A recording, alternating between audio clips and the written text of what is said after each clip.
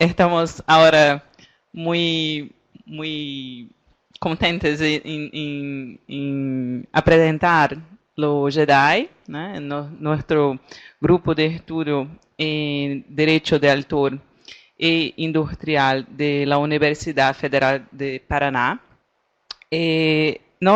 Nuestra mesa redonda ahora será sobre os temas actuais em propriedade intelectual e sociedade, com dois trabalhos que serão apresentados por, primeiramente, Pedro Lana, que irá falar de las dificuldades contemporâneas de patentabilidade de los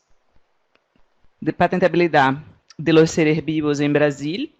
Pedro é estudante de maestria em Ciências Jurídicas Empresariais na Universidade de Coimbra, Portugal, graduado em Direito por la Universidade Federal de Paraná e investigador em grupo de estudos de Direito de Autor e Industrial também em la Universidade de Paraná.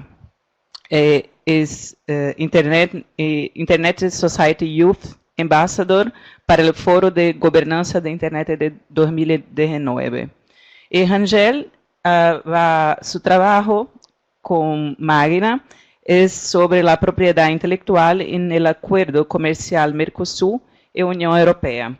Rangel Trindade é estudante de doutorado em Direito da Universidade Federal do Paraná, Master em Direito e Relações Internacionais por la Universidade Federal de Santa Catarina e membro também do JEDI. É professor e advogado em Direitos Intelectuais. Estamos agradecemos por la organização, por la invitação e por aceitarem nossa primeira mesa redonda. Então, por favor, Pedro. Eu gostaria de começar agradecendo a Flaxo e a todos. Assim, melhor? Gostaria de começar agradecendo a Flaxo e a todos que aqui estão pela oportunidade. E também de dizer que sou um investigador de direitos autorais que tem algumas aventuras na área de propriedade industrial. Então, te voy a pedir.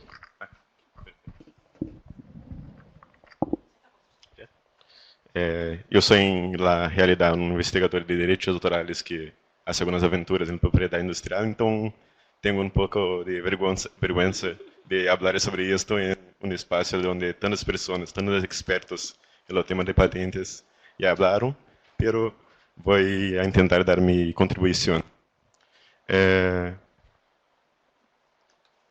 Em primeiro lugar, é necessário explicar a razão para elegir esse tema de investigação.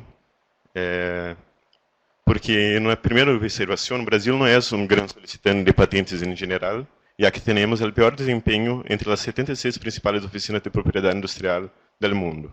Tampouco há um evento recente importante que globalmente chame a atenção sobre este tema, como ocorreu, por exemplo, quando se noticiou a primeira clonação de mamíferos ou quando o projeto Genoma mapeou o genoma humano.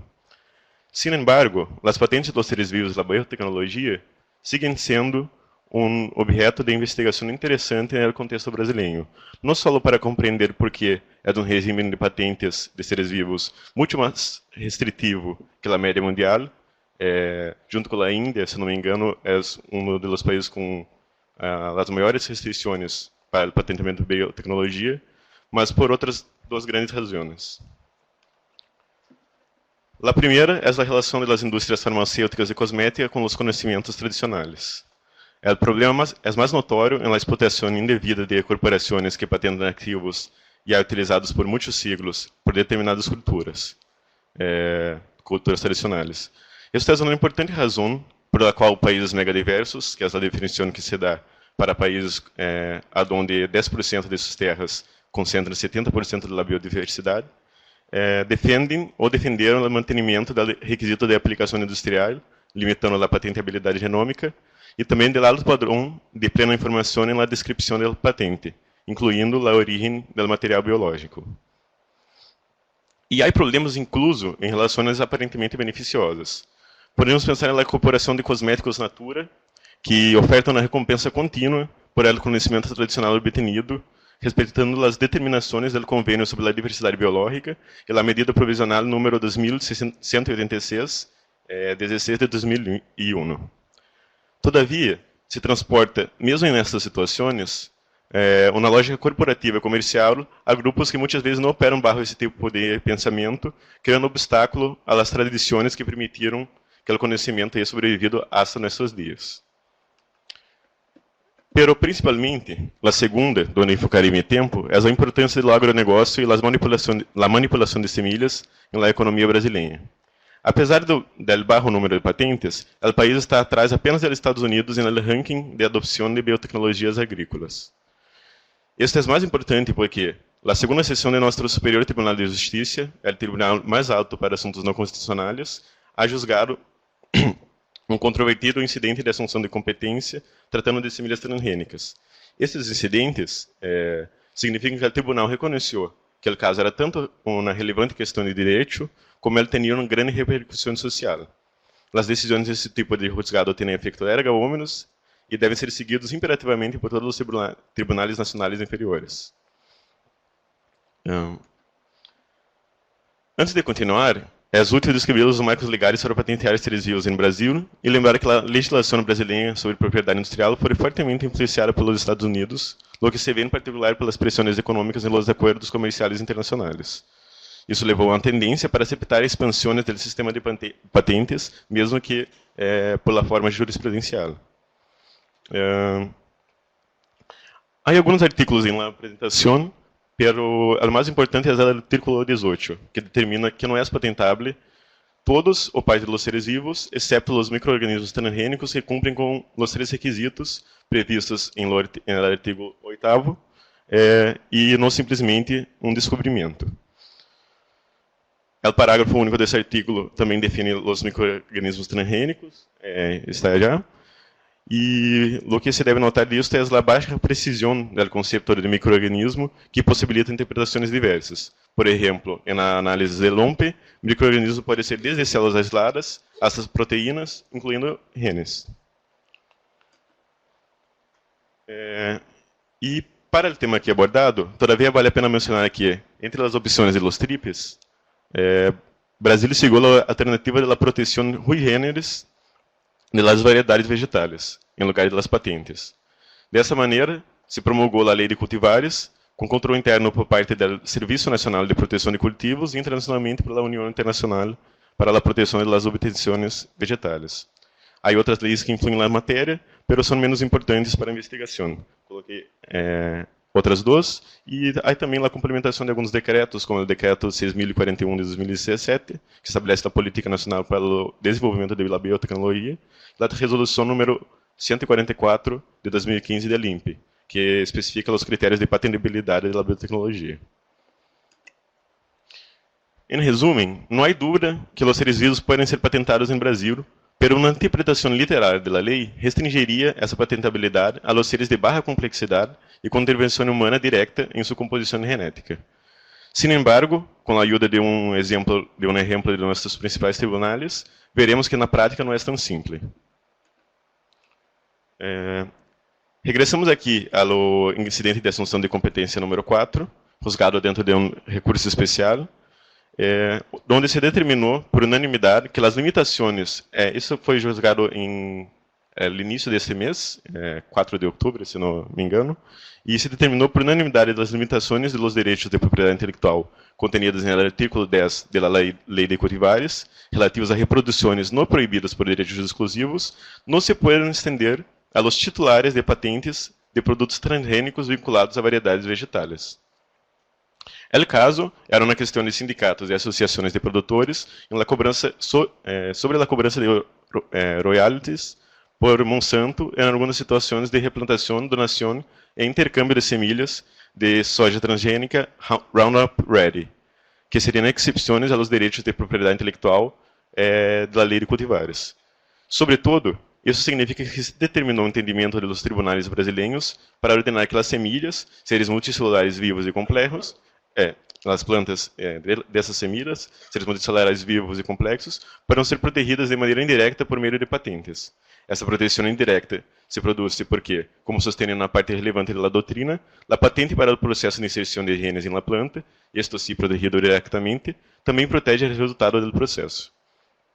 Pelo mesmo autor referenciado para o tribunal para justificar sua decisão de proteger indiretamente as semilhas, afirma em outro artículo que as limitações e excepções do regime sui generis de cultivares não podem ser frustradas em razão da existência de uma doble proteção para o regime de patentes.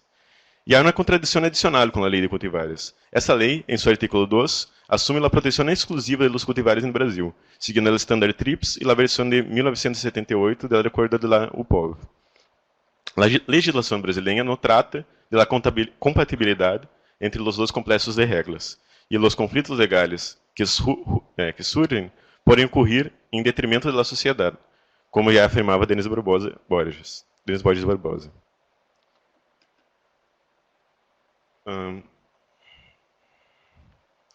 Pero parece haver uma clara contradição aqui com o texto legal mencionado anteriormente. O artículo 18 da Lei de Propriedade Industrial estabelece expressamente que não é patentável el todo ou parte de planta dos animais. Qual é o caminho seguido para o Superior Tribunal de Justiça para decidir dessa maneira? O primeiro argumento é que a lei de cultivares solamente se aplicaria para os processos de reprodução biológicos, sem manipulação genética. Não há, sin embargo, nenhum artículo da lei de cultivares que declare isso desta forma. Seria também possível argumentar que não teria sentido proteger o processo de manipulação genética de uma planta sem a proteção da planta mesma por sua capacidade de reprodução. Ou, mais provavelmente, pode ser que o principal argumento tenha sido não estritamente jurídico, pero econômico, como pode ver-se no voto do juiz ministro Marco Buzzi durante o julgado. Ela ressaltou a importância da agroindústria na economia e, por isso, a necessidade de proteger a inovação no setor produtivo.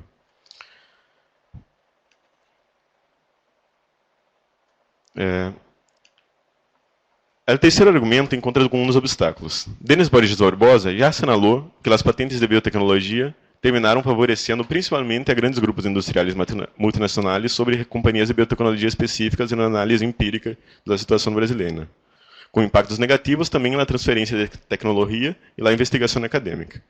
As espécies naturais, ou manipuladas sem intervenção genética, terminaram perdendo espaço no mercado porque não eram patentáveis e, assim, menos rentáveis para os provedores. Um dos motivos para essas conclusões, por exemplo, é que a lei de cultivares estabelece claramente, em os casos de licença obrigatória, em seu artículo 28, para evitar o abuso econômico do melhoramento das plantas. A lei de propriedade industrial não tem uma disposição tão clara para a diversidade de plantas, e solamente seria possível obter um resultado similar com uma interpretação extensiva da licença de dependência prevista em seu artículo 70, que é muito mais exigente e de menor alcance. Finalmente, entre todo isto, parece haver um conflito com o texto constitucional brasileiro, é dizer, com a função social da propriedade. A patente pode ser descrita como um tipo de contrato entre o inventor e a sociedade, ao otorgar um monopólio exclusivo de explotação econômica sobre uma inovação dada, com o objetivo de estimular o progresso tecnológico e a inovação da ciência. Se a patente não cumpre toda sua função para o interesse público de difusão do conhecimento produzido, perde um dos fundamentos centrais de sua existência. A descrição, e por que isso é importante? Porque a descrição das patentes de seres vivos depende também do depósito de suas mostras, segundo o artículo 24 da LPI, o que em si mesmo reduz, a priori, a possibilidade de acesso. O Brasil não é signatário do Tratado de Budapeste de 1977 e tem seu próprio banco para albergar materiais biológicos para propósitos de propriedade industrial. Há uma intenção de construir um centro brasileiro de material biológico há aproximadamente uma década, mas ela continua em construção lenta.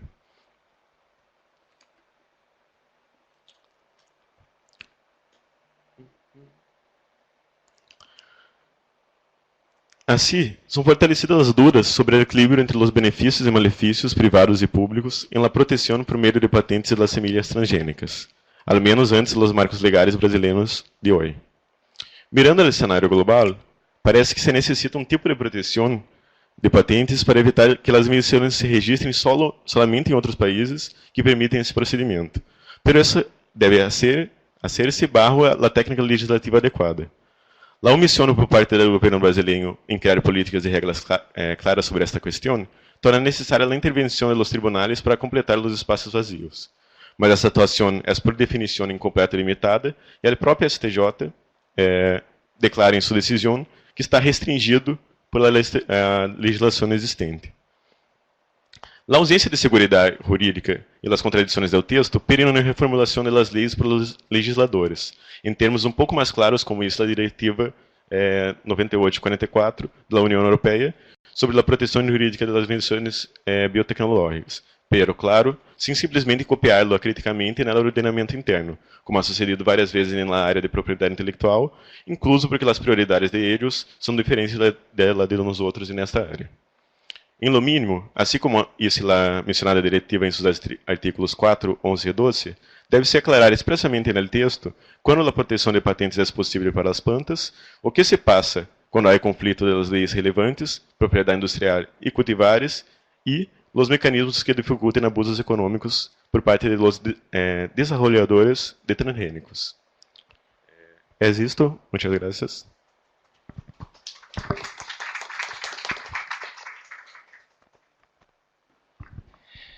Buenos días, saludos a todos.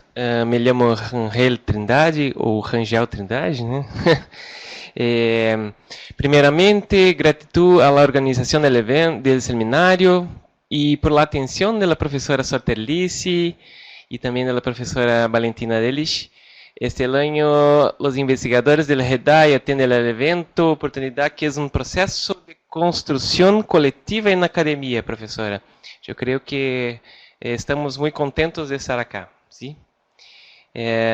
Saludos también a mi orientador del doctorado, que no puede estar presente hoy, profesor Marcos, que está en una reunión de investigadores de Max Planck. Y saludos también a Pedro, colega, y también hasta Luisa, profesora, amiga de mucho tiempo también, que brinda con su presencia, ¿sí? Bueno,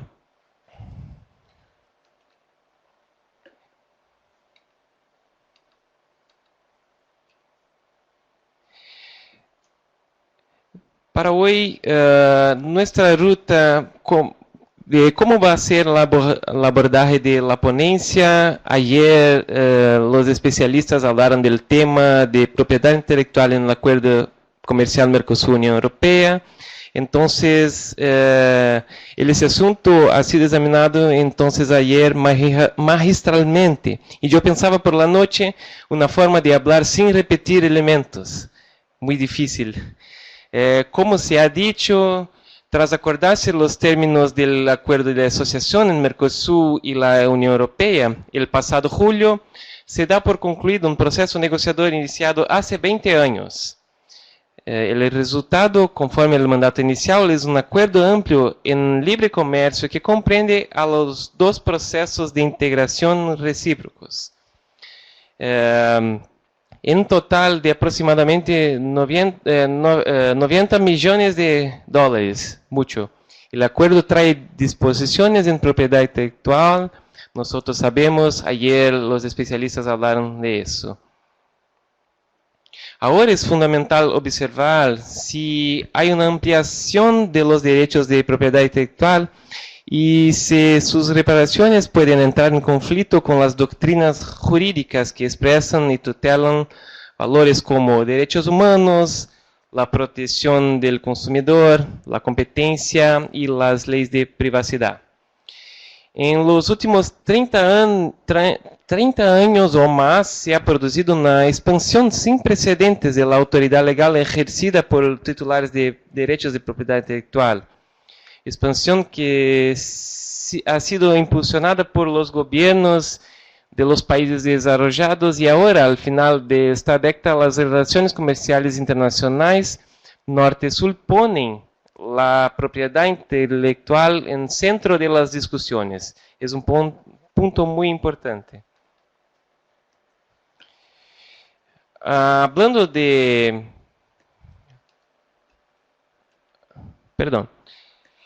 Hablando de marco de ADPIC, casi 25 años desde ADPIC, este siglo contiene amplias coaliciones de grupos de la sociedad civil y gobiernos de países en desarrollo que defienden la necesidad de un enfoque más equilibrado para la protección de la propiedad intelectual. Estas coaliciones han apoyado nuevas iniciativas para promover la innovación, la creatividad, aprovechando las oportunidades que ofrecen las nuevas tecnologías. Yo creo que ayer también el profesor Marcos habló mucho sobre las nuevas tecnologías. Yo creo que sí, no estaba acá, pero imagino que va a ser, fue muy bueno. Se ha dicho por otros investigadores que las razones que llevaron a los países en desarrollo a firmar un tratado como este del Acuerdo Comercial Mercosur-Unión Europea, que no ha redundado en beneficios para sus economías. Varios de esos países dejaron en claro que los asuntos vinculados a la propiedad intelectual debían seguir siendo tratados por el organismo especializado, es decir, la OMPI. El contraste de todo lo que estoy hablando, según Beatriz Busanije, cuando estábamos a 20 años de marco de ADPIC, la promesa de crecimiento e innovación no se ha cumplido y la propiedad intelectual como protección clave en la innovación se derrumbó a la luz de los datos de la balanza comercial en la materia. Se ha dicho por ella que los datos del Banco Mundial son elocuentes al respecto. Para el año, por ejemplo, de 2013, Argentina giró al exterior el concepto de regalías y contratos de propiedad intelectual, la cantidad de $2 billones, mientras que los ingresos por el mismo concepto para el mismo periodo fueron de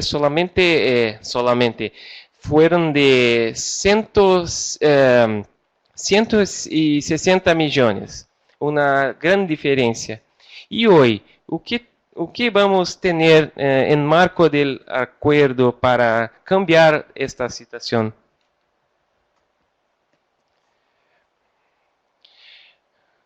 Regresando al desarrollo, el texto preliminar del acuerdo, por ejemplo, hace referencia de la agenda de desarrollo de la OMPI, una cosa buena, ¿no? El acuerdo Mercosur-Unión Europea supone también el cierre de un ciclo de relaciones entre la Unión Europea y América Latina y Caribe, que fue iniciado a mediados de los años 90, basado en una matriz interregionalista que pretendía establecer un vínculo profundo entre ambas las regiones a través de una red de acuerdos de asociación que contaría con 3 componentes. Yo creo que 3 componentes son importantes a discutir el acuerdo. Diálogo político, libre comercio recíproco y lo más importante, creo yo, cooperación al desarrollo. Al fin, entonces, necesitamos una ampliación de los derechos de propiedad intelectual en el ámbito regional. Entonces, ahora hablando del proceso de integración de comercial Unión Europea-Mercosur, existe una amplia bibliografía sobre las relaciones Unión Europea-Mercosur que ha estudiado el detalle y desde diferentes perspectivas las dificultades inherentes a la propia agenda de negociación y en particular las deficiencias internas del Mercosur. Tal cual son, es una unión aduanera imperfecta, el términos de libre circulación y aplicación de normas comunes, la agenda de intereses ofensivos y defensivos de ambas partes y las limitaciones de las respectivas ofertas del acceso al mercado, el ámbito como los bienes agrícolas e industriales o la contratación pública. El tercer, el alcance de las barreras no arancelarias y las medidas de protección comercial. Estas dificultades explican la suspensión en 2004, ayer estaban hablando en 20 años, esas dificultades explican la suspensión en 2004 de las negociaciones iniciadas en 99, y una nueva suspensión temporal de las mismas en 2012. tras haberse reanudado el Cumbre Unión Europea, América Latina y Caribe de 2010 en Madrid. Así, la asociación estratégica con la Unión Europea ha sido necesaria. La evolución de las negociaciones va a ser eso, solamente la evolución de las negociaciones. Ayer recuerdo que profesora Vanessa hablaba y dejaba dudas en relación a este tema, y son solamente las mías también hoy. La evolución de las negociaciones va a decir si la asociación estratégica con la Unión Europea ha sido necesaria para eso.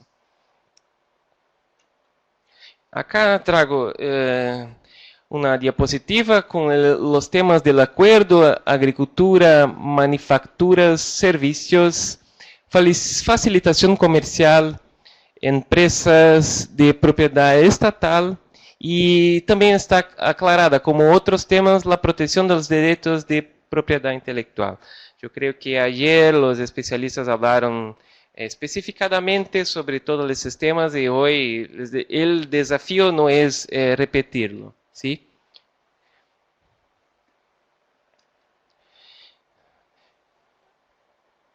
La propiedad intelectual es un activo económico, trae el acuerdo disposiciones que requieren observación, y es fundamental identificar si hay una ampliación de los derechos de propiedad intelectual y si sus reparaciones pueden entrar en conflicto con las doctrinas jurídicas que expresan y tutelan los valores como derechos humanos, la protección del consumidor, la competencia y las leyes de privacidad. Un enfoque más equilibrado a la innovación y la creatividad, aprovechando las oportunidades que ofrecen las nuevas tecnologías, es fundamental. Estoy seguro que el profesor Marcos ayer habló sobre esta perspectiva de nuevas tecnologías. Hablando sobre sectores estratégicos en los bloques y la agenda en propiedad intelectual, les vengo a traer los objetivos del capítulo de propiedad intelectual en el acuerdo. Tiene una parte, mira a diapositiva, que le llama objetivos. Hay 3 objetivos. Ayer profesora Vanessa habló. Yo creo que hay una preocupación de una armonización que tenemos en el escenario. El acuerdo hace referencia a una armonización de la propiedad intelectual y en indicación geográfica y denominación de origen de productos agrícolas, por ejemplo, y alimentarios. Ayer, técnicamente, las ponencias de los especialistas de este evento han sido buenas identificar en específico puntos en propiedad intelectual que están en el texto del acuerdo. Y particularmente tengo que decir que el sitio web de Brasil no trae las disposiciones de forma completa de todo el acuerdo. Si va a investigar lo que está escrito, necesitamos una consulta al sitio de Uruguay o más recientemente el sitio de gobierno de Argentina. Las razones para eso después podemos hablar, ¿sí? Pero más allá de eso, hay necesidad de reforzar la presencia de los programas de desarrollo en todos los niveles de decisiones de las políticas de propiedad intelectual.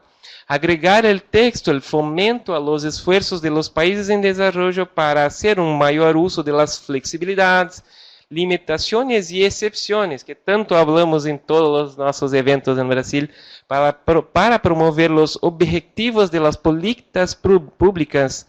Y también esta ponencia contiene participación de la investigadora llamada Magna, que es maestra en políticas públicas en la Universidad Federal de Paraná, y también con su contribución fue muy buena, ¿no?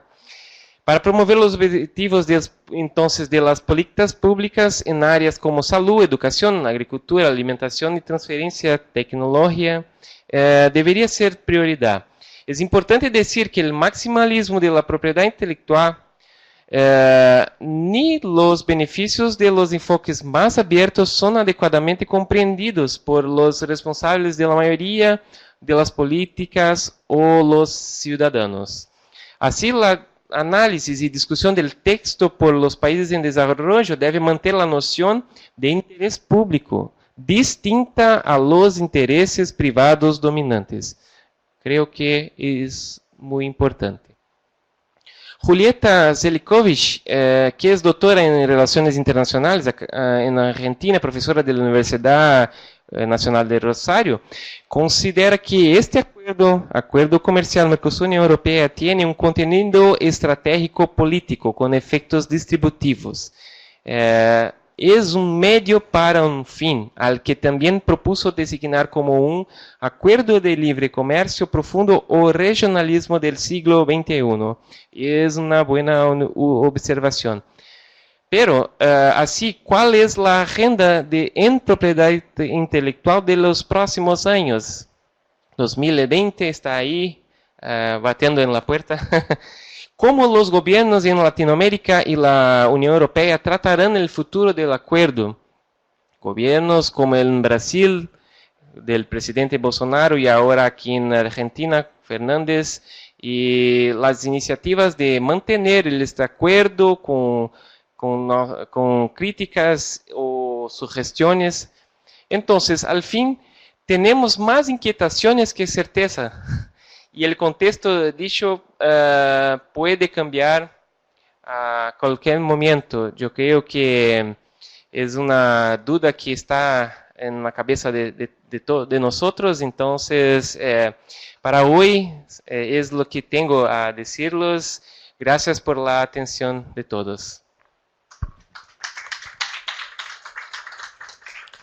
Bueno, yo creo que los temas que presentamos acá son de muy importancia para Brasil y también para toda América Latina. Es claro con todas las presentaciones que los temas se convergen, la importancia, los desafíos y las dudas que tenemos, como todas esas cosas van a ocurrir por los próximos años. Muchas gracias, Rangel y Pedro. Yo paso la palabra para usted. ¿Tiene alguna pregunta? ¿Quieren hacer algún comentario?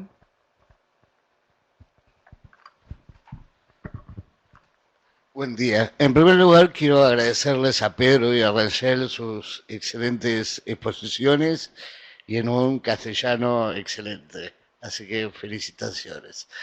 Rangel, yo no sé si entendí mal, pero vos recién dijiste o te manifestaste preocupado porque en el convenio de la Mercosur y la Unión Europea no se hablaba de las flexibilidades. Pero ¿y no te parece que eso desde otra perspectiva podría ser algo bueno? O sea que cuando el tratado, cuanto menos hable sobre esos temas, más quedan subsistentes las flexibilidades del ALPIC, que son bastante importantes.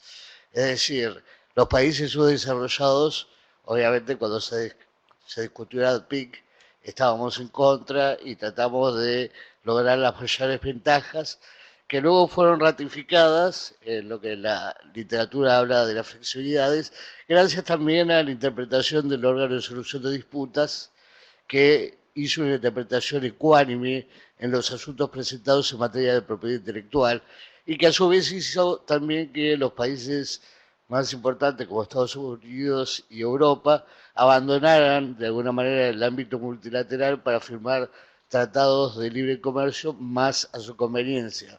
Pero este tratado es un tratado que rompe un poco el paradigma de los demás tratados de libre comercio en materia de propiedad intelectual, porque los exigentes capítulos de normas de propiedad intelectual, plus TRIPS o extra TRIPS, acá no lo vemos. Entonces, hoy la situación cambió, creo que todos nos tenemos que aferrar al ALPIC como una estrategia importante. Hoy el ALPIC para nosotros, en comparación con todos estos mayores estándares de protección que se están promoviendo en el mundo es realmente importante. Entonces, si nada dice, entonces sigue subsistente el ADPIC. Entonces, ¿no te parece que eso es mejor que empezar a escribir sobre las flexibilidades? O sea, no es una buena noticia, digamos, que las flexibilidades del TRIPS no hayan sido tocadas por el acuerdo.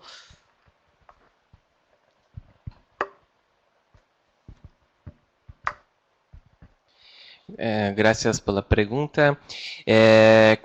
Quando eu pensava acerca de flexibilidades, eu pensava mais no âmbito do direito do autor, por exemplo, a regra de 3 passos, que a vezes não é cumprida no âmbito regional. Pero é importante dizer também que ADPIC, las reglas que están postas son suficientes.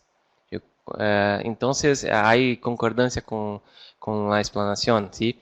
Entonces, yo creo que la utilización de las reglas tal vez no va a ser tan clara como las disposiciones de la ley.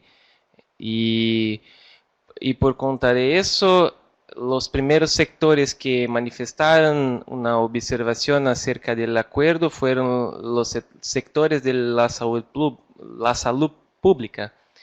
Siempre es en una observación fija de las cosas como van a ser postas. Entonces, al ese momento, lo que tengo a decir que son más inquietaciones que certezas, pero yo creo que sí, el ADPIC contiene las disposiciones que son reglas que se pongan y deben ser mantenidas y está puesto de esta forma, ¿sí?